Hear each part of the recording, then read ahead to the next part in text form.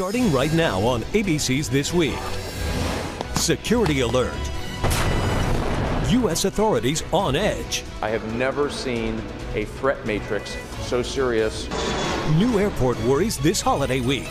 Pierre Thomas with breaking details and President Obama on the growing fears in our exclusive interview. Are we under serious threat right now? Then, breaking overnight, emergency moves from the White House responding to a humanitarian crisis on the border. We're on the ground with the latest. Hillary under fire. Why is she charging nearly $250,000 to speak at a university? And breaking his silence, the father of the Santa Barbara shooter speaks out. What warning signs were missed? From ABC News, This Week with George Stephanopoulos begins now. Good morning. We're tracking two developing stories, including a major new response from the White House to that humanitarian crisis on our southern border, and a new terror threat from the Al-Qaeda group gaining more control of Syria and Iraq. Their advances raising security fears here at home. ABC senior justice correspondent Pierre Thomas starts us off with the latest. Right now, sources tell us, at this moment in Syria, Al-Qaeda bomb makers are trying to design a new generation of explosives, including non-metallic bombs, and the U.S. government is wrestling with how to respond. ABC News has learned the government is considering a number of new measures, including asking overseas airport authorities to increase security. There is a new terror warning. This threat was initially discovered near the beginning of the Sochi Winter Olympics, prompting warnings about toothpaste and cosmetic bombs that could be smuggled on board planes. Sources tell us evidence continues to come in indicating the bomb makers in Syria are still at work. This is exactly the kind of threat that keeps me up at night. It's a potentially deadly convergence. Al-Qaeda bomb makers from Yemen have come to Syria.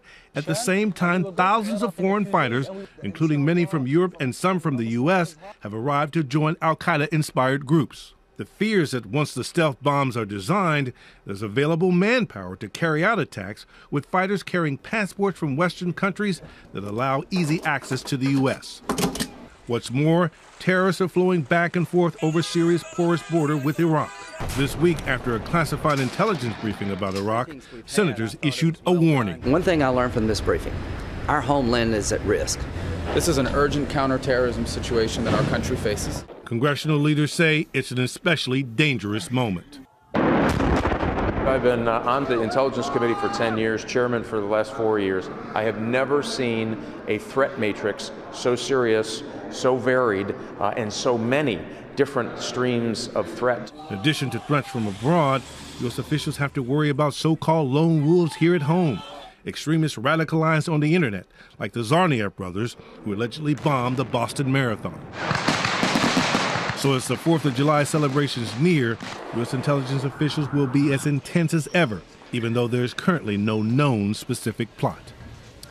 Pierre joins us now. And Pierre, we also saw yesterday that the Libyan charged with being the mastermind of those Benghazi attacks, Ahmed Abu Khattala, was brought to federal court in Washington, D.C. after 2 weeks of interrogation on a slow boat from Libya. There are some reports that he's been cooperating with questioners. How much is he cooperating? What are we learning?